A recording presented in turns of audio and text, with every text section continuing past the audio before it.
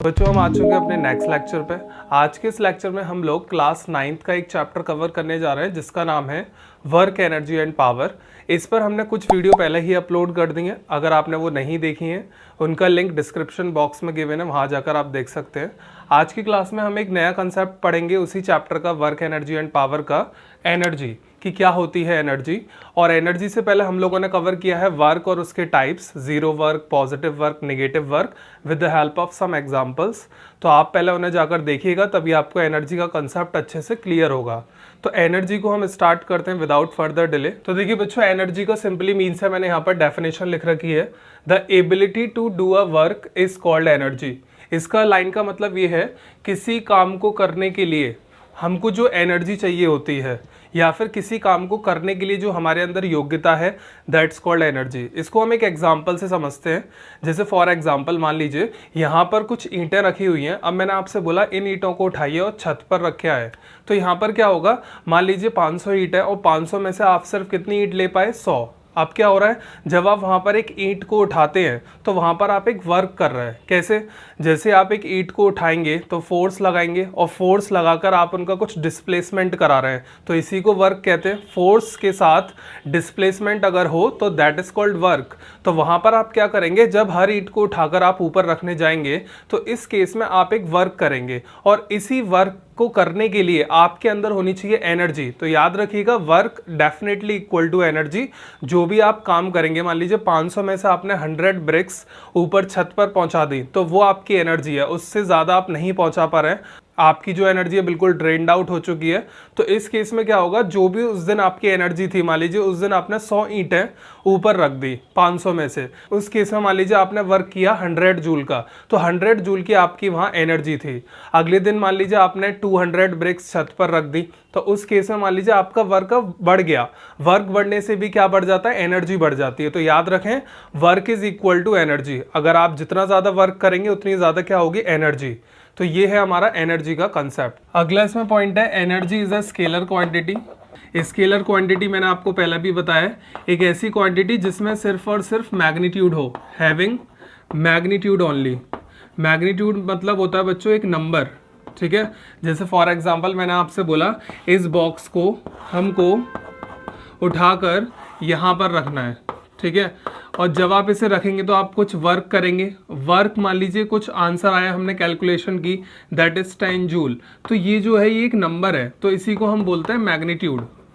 तो यहाँ पर क्या है बच्चों, हमें मैग्नीट्यूड तो पता होगा। जब भी आप वर्क करेंगे, जो भी आपके अंदर एनर्जी होगी, उस एनर्जी का यूज़ करके जब आप वर्क करेंगे तो आपको हर बार मैग्नीट्यूड मिलेगा, यानी एनर्जी मिल जाएगी कि इतनी एनर्जी है। पर ये नहीं पता कर पाएंगे कि किस डायरेक्शन में कितनी एनर्जी है। तो इसलिए एनर्जी को हम लोग स्केलर क्वांटिटी के अंदर रखते हैं। अगर हम बात करें एनर्जी के एसआई यूनिट की, SI unit of energy is joule. जो वर्क की यूनिट होती है बच्चों, वही होती है एनर्जी की unit, that is joule, symbol J. और एक पॉइंट में यहाँ पर ये भी लिख देता हूँ, energy is also equivalent to work done. जो भी आप वर्क करेंगे वही आपकी एनर्जी होगी। तो इसमें ये भी बात ध्यान रखिएगा आप लोग, जितना ज़्यादा वर्क डन होगा उतनी ही ज़्यादा उसकी एनर्जी होगी। जैसे एक एग्जाम्पल से मैं और आपको बता देता हूँ। जैसे मान लीजिए ये है हमारे पास अर्थ सरफेस। अब क्या होता है, यहाँ पर 2 स्टूडेंट को खड़ा किया गया और बोला गया अर्थ के अंदर आपको क्या करना है, एक टनल बनानी है, और जब तक बनानी है जब तक आपको पानी का लेवल ना मिल जाए। तो क्या होता है, दोनों स्टूडेंट स्टार्ट हो जाते हैं और यहाँ पर गड्ढा करना शुरू करते हैं। मान लीजिए इस बच्चे ने पानी का लेवल सपोज करते हैं ये है, यहाँ पर है बच्चों पानी का लेवल, वाटर लेवल। यहाँ तक इनको क्या करना है, डिगिंग करनी है। अब देखते हैं किसके अंदर ज़्यादा एनर्जी है। ये जो पहला स्टूडेंट है इसने क्या करा, डिगिंग स्टार्ट करी, तो सिर्फ यहाँ तक ही ये डिगिंग कर पाया, ठीक है। इसके बाद इससे डिगिंग नहीं हो रही है क्योंकि यहाँ पर इसकी एनर्जी हो चुकी है 0। इसके बाद ये वर्क नहीं कर पा रहा है, यानी आगे आउटपुट नहीं दे पा रहा है। तो यहाँ पर इसकी एनर्जी क्या हो चुकी है, इस पॉइंट पे 0। एनर्जी 0 का मतलब वर्क अभी नहीं कर रहा है, वहाँ पर वर्क इज ऑल्सो 0। बट यहाँ से यहाँ तक कुछ ना कुछ थी, ठीक है। Energy does not equal to 0, so work obviously not equal to 0। तो इसने कुछ वर्क किया। अब देखते हैं कि इसने क्या किया। हमने देखा इसने स्टार्ट की डिगिंग, और कहाँ तक की, बिल्कुल जहाँ तक वाटर लेवल है यहाँ तक।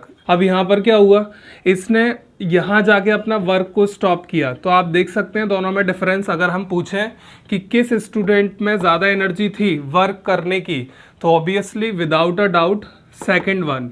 जो सेकंड स्टूडेंट है उसने क्या करा, देखिए ज़्यादा आउटपुट दिया, और इसने क्या है मिनिमम आउटपुट दिया है, क्योंकि इसकी एनर्जी कम जिससे वर्क डन भी कम, और यहाँ एनर्जी इसकी ज़्यादा है जिससे वर्क डन भी हमें देखिए ज़्यादा मिला है। वर्क डन कैसे हो रहा है, ये फोर्स लगाकर एक डिस्प्लेसमेंट कर रहा है। This is how second student doing a work done. तो आप लोग इस कंसेप्ट को बहुत ध्यान रखें कि वर्क डन का मतलब ही एनर्जी होता है। कोई भी वर्क अगर आप कर रहे हैं तो वही आपकी एनर्जी है।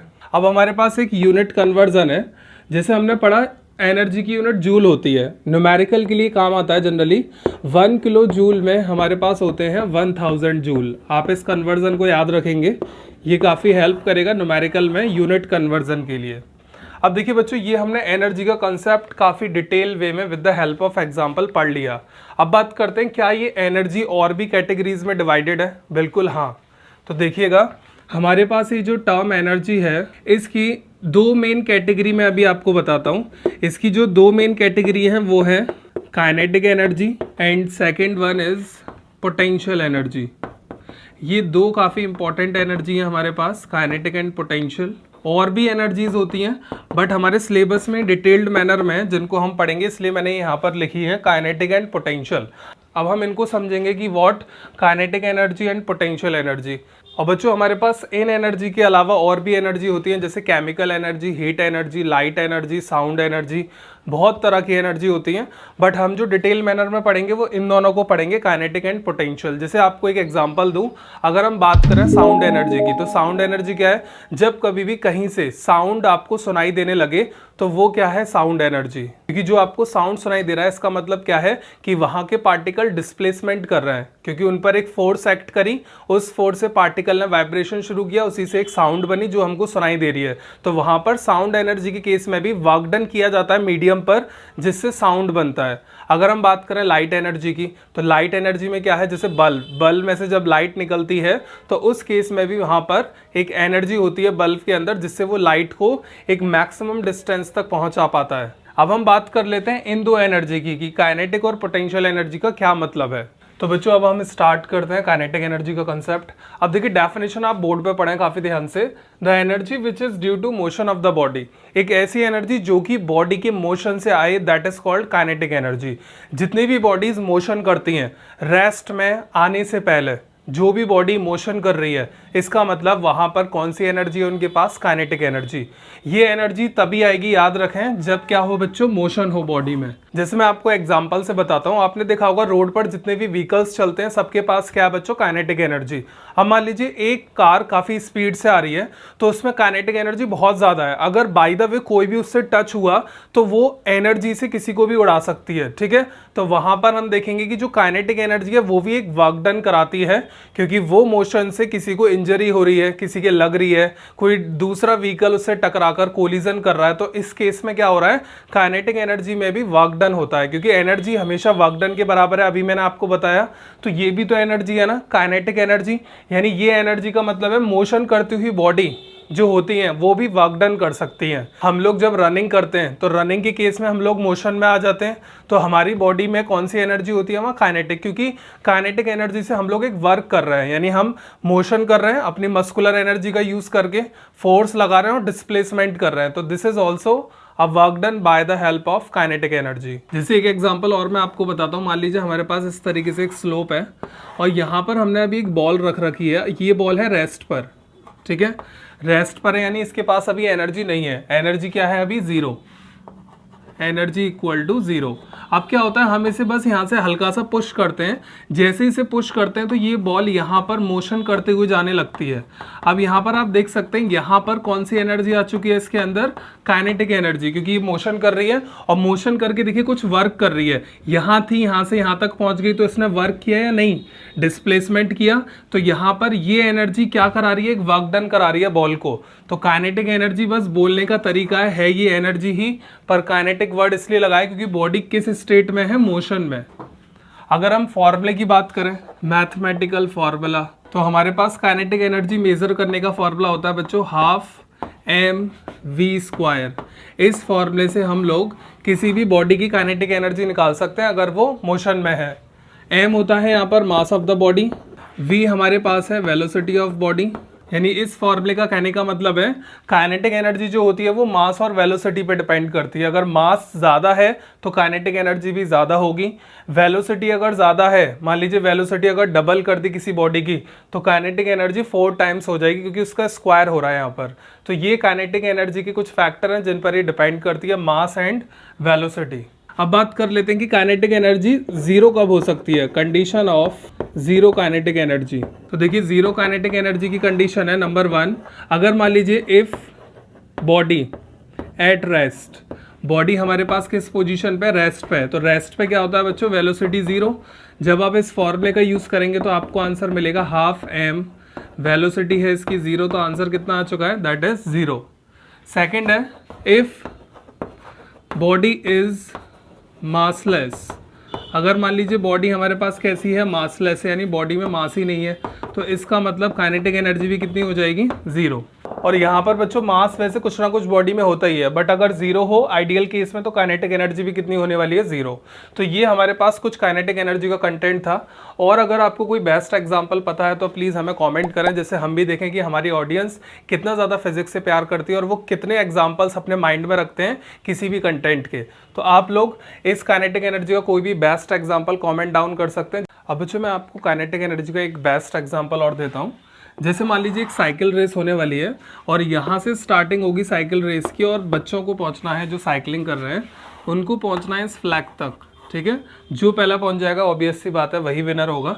अब जैसे मान लीजिए यहाँ पर साइकिलिंग जैसी स्टार्ट होती है, तो यहाँ पर ये जो हमारी फर्स्ट साइकिल है इस पर जो स्टूडेंट बैठा हुआ है वो पैडलिंग करना शुरू करता है। जैसे वो साइकिल को पैडल करता है तो उस केस में वो वॉक कर रहा है, कुछ पैर के थ्रू फोर्स लगाई पैडल पे एक वर्क डन किया, उस वर्क डन से साइकिल आ चुकी है मोशन में। अगर ये साइकिल अब मोशन में आ चुकी है तो इसके पास क्या है, काइनेटिक एनर्जी। इस बार काइनेटिक एनर्जी जीरो नहीं है, कुछ ना कुछ है, क्योंकि पहली साइकिल मोशन में आ चुकी है। और दूसरी तरफ हमारे पास जो सेकेंड साइकिल है उसमें भी यही काम हो रहा है, जो इस पर स्टूडेंट बैठा हुआ है वो भी पैडलिंग कर रहा है। अगर हम विनिंग की बात करें, रेस जो जीतता है वो मान लेते हैं हम साइकिल नंबर 2।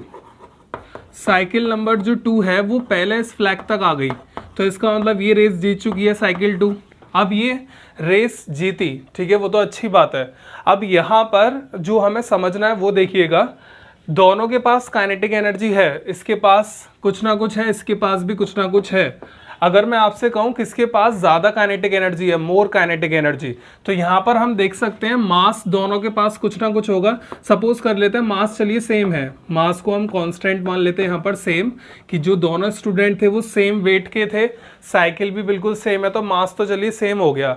बट यहाँ पर इस साइकिल की वेलोसिटी काफ़ी ज़्यादा है एज कंपेयर टू दिस, इसकी वेलोसिटी जरूर कम रही होगी। तो यहाँ पर आप देख सकते हैं वेलोसिटी ज़्यादा होने से किस तरीके से काइनेटिक एनर्जी बढ़ी, और काइनेटिक एनर्जी ज़्यादा होने से कितना वर्क डन हुआ, उस वर्क डन के थ्रू ही वो जीत पाया रेस, ठीक है। तो काइनेटिक एनर्जी अगर ज़्यादा होगी तो वर्क डन ज़्यादा होगा, जिससे आपको आउटपुट बहुत ज़्यादा मिलने वाला है। जैसे कि आप यहाँ देख सकते हैं इसने काफ़ी जल्दी ये डिस्टेंस ट्रैवल कर ली। और यहाँ पर बच्चों जो वेलोसिटी है वो कैसी है, लेस, और वेलोसिटी अगर लेस हो गई तो काइनेटिक एनर्जी भी कैसी हो गई, लेस।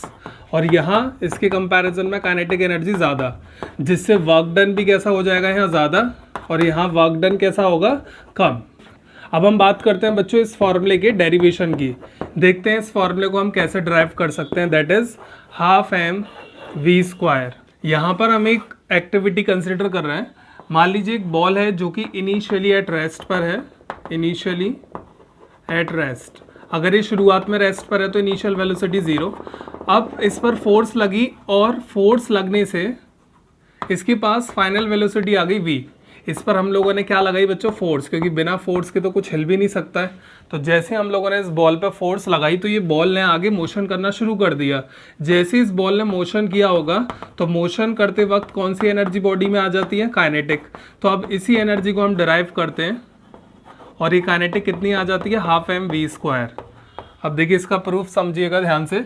सबसे पहले आप लोगों ने देखा हमने एक वर्क डन किया, हम कुछ वर्क कर रहे हैं, कैसे कर रहे हैं, फोर्स लगाया और बॉडी ने क्या कर दिया शुरू करना, डिस्प्लेसमेंट।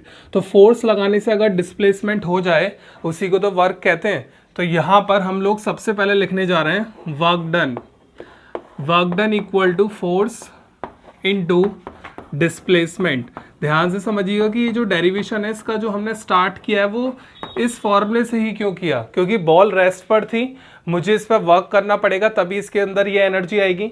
तो वर्क से ही हमने स्टार्ट करा, work equal to F into S. अब बच्चों जब इस पर फोर्स लगा तो बॉडी ने एक्सेलरेट किया।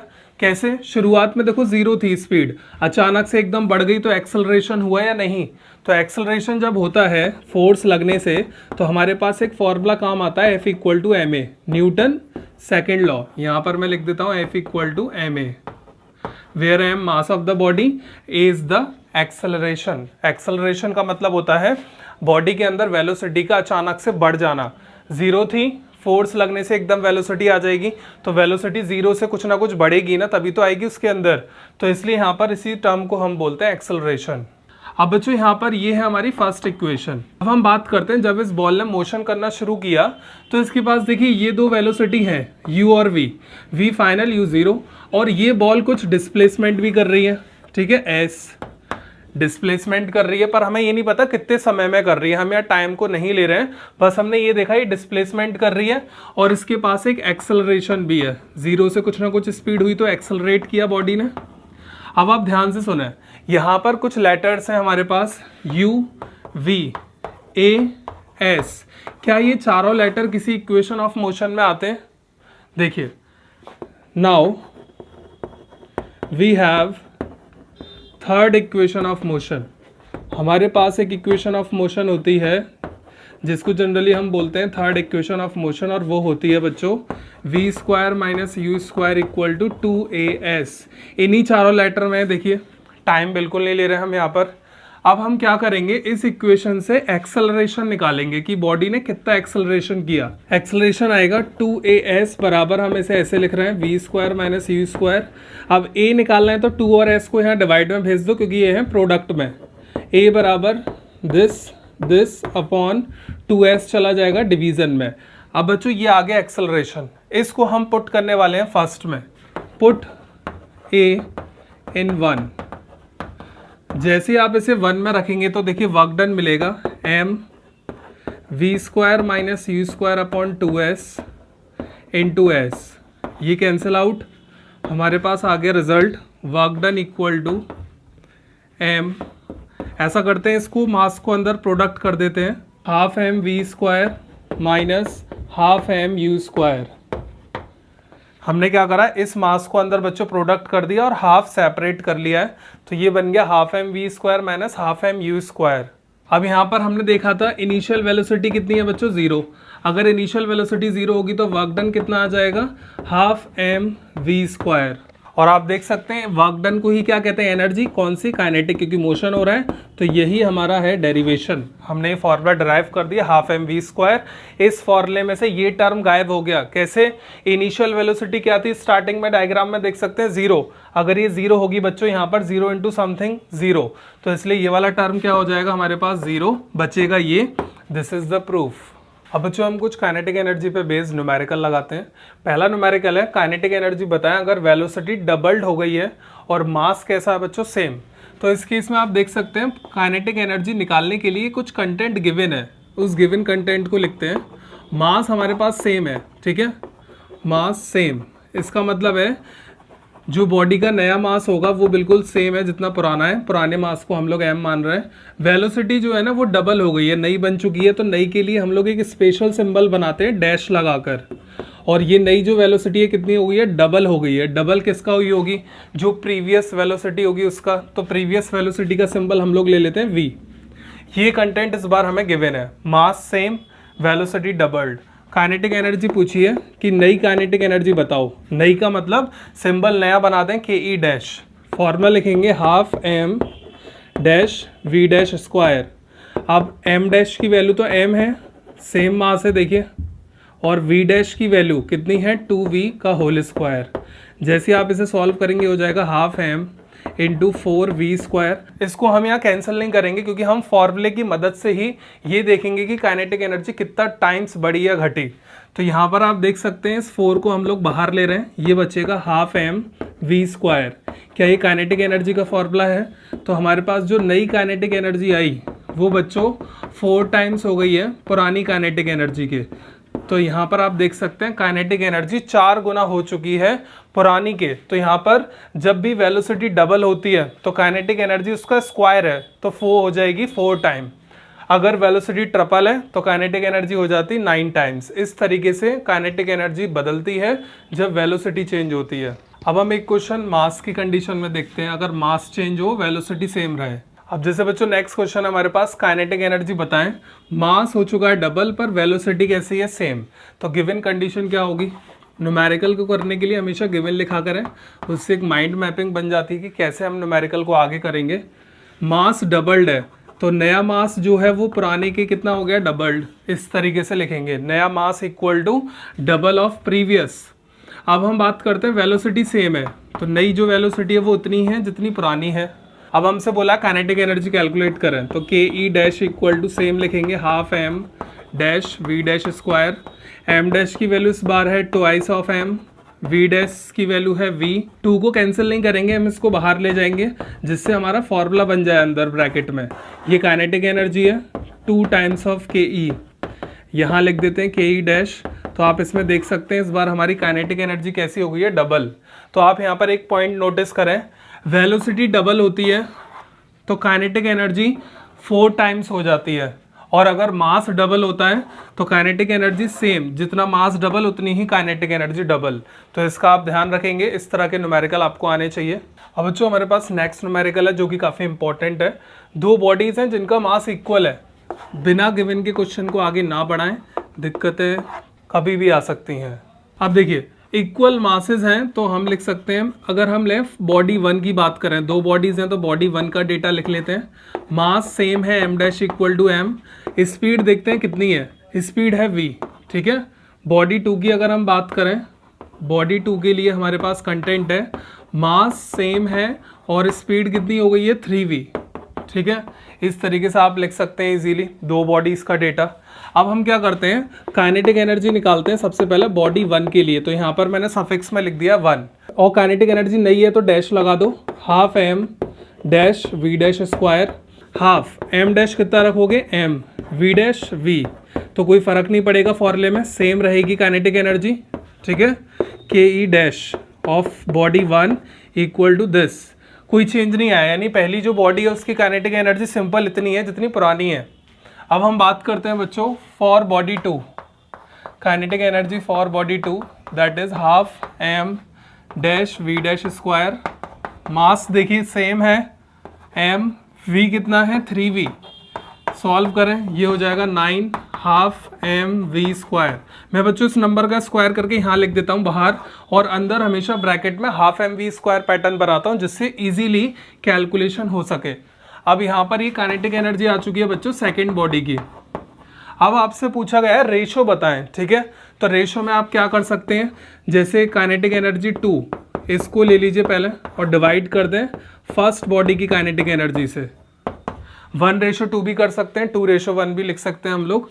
ये है 9 हाफ mv स्क्वायर अपॉन में half mv square first kinetic energy. ये देखिए पूरा टर्म लाइक है, ये कैंसिल, 9 अपॉन में कितना बचा 1, सो द रेशो इज 9:1। ये होगा बच्चों इसका आंसर। तो इस तरीके से आपको न्यूमेरिकल करने आने चाहिए काइनेटिक एनर्जी पर। कुछ डायरेक्ट फार्मूला बेस्ड होते हैं वो मैंने स्किप किए हैं, जैसे फार्मूला क्या है हाफ mv स्क्वायर, मास दे दिया जाएगा 2 kg, वेलोसिटी 5 मीटर पर सेकेंड, पुट करें सॉल्व करें, ठीक है। एक क्वेश्चन हम लोग आपको करा देते हैं ऐसा। आपसे बोला काइनेटिक एनर्जी बताओ, मास 2 kg और स्पीड है इसके पास इतनी, ठीक है। फार्मूला बेस्ड क्वेश्चन है, डायरेक्ट मास लिखें 2 kg, स्पीड का सिंबल v दैट इज 10। अब क्या करना है, काइनेटिक एनर्जी पूछा है, nothing in this like a child's play, use formula half mv square. यहाँ पर half mass 2 velocity 10 to the square. अब इसे आप कैंसिल कर दें क्योंकि ये पूरा न्यूमेरिकल कंटेंट है, यहाँ पर कोई भी वेरिएबल क्वांटिटी यहाँ नहीं है। 2 कैंसिल, 10 का स्क्वायर हो जाएगा 100। यूनिट ऑफ काइनेटिक एनर्जी बच्चों जूल, तो 100 जूल का वर्क किया उसने, अगर उसके पास इतना मास है और इतनी स्पीड से अगर वो चल रहा है तो इस तरीके से न्यूमेरिकल किए जाने बहुत इजी रहेंगे। इसी पर बेस्ड न्यूमेरिकल प्रैक्टिस करें अच्छे से। तो आज के लेक्चर के लिए बच्चों हम इतना ही रखते हैं, और इससे पहले आप लोग वीडियो को शेयर करें और सब्सक्राइब भी कर लीजिए, जिससे आपको न्यू वीडियोस के नोटिफिकेशन मिलते रहें।